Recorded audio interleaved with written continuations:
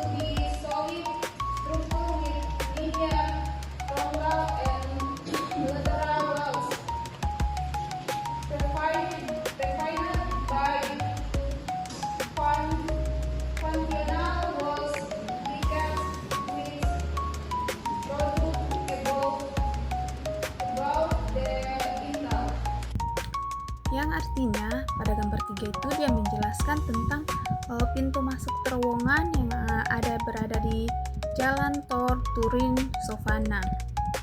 Nah, di sini itu dia menjelaskan di mana dinding terowongan ini terbuat dari beton dan tampak sebagai struktur yang kokoh dengan dinding depan dan sampingnya itu linear dan penyangga dindingnya itu fungsional yang terletak itu di atas pintu masuk jalan tersebut. Halo semuanya, perkenalkan nama saya Shelly Patricia Kleidora, NIM 2022-63021. Pada kesempatan ini, saya akan menjelaskan terkait jurnal yang berjudul Kriteria untuk Desain Teknis dan Lingkungan dari Portal Terowongan oleh D. Peliza dan S. Peliza. Pada bagian pendahuluan, jelaskan bahwa integrasi lingkungan pada portal terowongan merupakan isu penting dalam desain dan konstruksi jalan raya dan kereta api saat ini. Dimulai dari evaluasi historis desain portal terowongan dan mempertimbangkan kendala geoteknik, telah terbukti memungkinkan untuk mendefinisikan bagan alir yang menunjukkan poin-poin kunci yang harus diperhatikan oleh perancang terowongan. Dengan datangnya era industri, jaringan, jalan, dan kereta api menjadi sangat penting secara strategis bagi perekonomian nasional dan untuk menggerakkan orang dan barang. Pembangunan terowongan sekitar paruh pertama abad ke-19 dianggap sebagai usaha besar dan semua portal pada periode itu bersifat monumental. Umumnya, bahwa pekerjaan menggali gunung juga merupakan pekerjaan monumental. Oleh karena itu, dampak visual dari pekerjaan tersebut bertujuan untuk memberikan integrasi lingkungan. Sebuah portal monumental pada kenyataan hanya untuk memberikan penghormatan kepada kemenangan teknis. Contoh terbaik dari jenis portal ini adalah portal terowongan kereta api Frejus dan portal terowongan kereta api Sempione yang berada di Italia. Setiap detail dari portal ini mengingatkan pada gapura kemenangan Roma klasik. Dulu, portal terowongan atau pintu masuk terowongan dibuat sangat megah dan besar seperti bangunan kuno Romawi. Ini dilakukan untuk menunjukkan kebanggaan atas keberhasilan teknologi saat itu. Misalnya pada terowongan kereta api Frejus dan Sempion. Sekarang, desain portal lebih fokus pada bagaimana menyatukan dengan lingkungan sekitar dan mempertimbangkan kondisi tanah. Jadi, para perancang harus memperhatikan banyak hal agar portal tidak hanya kokoh tetapi juga selaras dengan alam. Guys, kembali lagi dengan saya. Di sini ya, saya akan membahas mengenai jurnal Tunnel Portals. Yang saya bahas terdapat pada halaman 338. Berikut adalah gambar 6 contoh terowongan batu buatan untuk melindungi dari runtuhan batu atau rockfall. Terowongan ini dipilih untuk tata letak portal akhir karena masalah stabilitas umumnya berukuran dan aspek terpenting berkaitan dengan desain arsitektur dan lingkungan. Masalah geoteknik biasanya berkaitan dengan pergerakan massa batuan. Masalah ini dapat terjadi baik selama konstruksi maupun selama operasi. Masalah geoteknik utama biasanya berkaitan dengan pergerakan massa batuan. Masalah ini dapat terjadi baik selama konstruksi maupun selama operasi.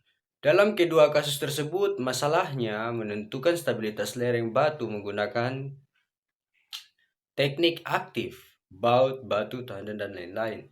Kemudian, sehingga mencegah pergerakan atau mencegah blok batu sebelum mencapai jalan atau rel dengan teknik pasif, pagar, jaring, plat, dinding, atau terowongan buatan. Kemudian, portal terowongan di tanah. Portal terowongan di tanah pada masa lalu menimbulkan banyak masalah terus-menerus, masalah teknis dan pelaksanaan yang mempengaruhi pemilihan lokasi terowongan. Selain itu, teknik yang umum dilakukan atau sering digunakan pada tambang bawah tanah atau pada terowongan jika memungkinkan adalah membuang material lepas atau tanah hingga mencapai massa batuan keras. Kemudian pada posisi massa batuan tersebut yang digunakan terowongan agar menjaga stabilitas lereng tersebut. Nah, kemudian yang mengakibatkan pergerakan besar dan tentunya menimbulkan dampak lingkungan yang signifikan. Kemudian next, sejak tahun 1980-an, penyebaran teknik perkuatan tanah atau ground referring di Italia telah memberikan kemungkinan untuk meningkatkan kondisi stabilitas lereng atau stabilitas lereng dari penggalian tersebut.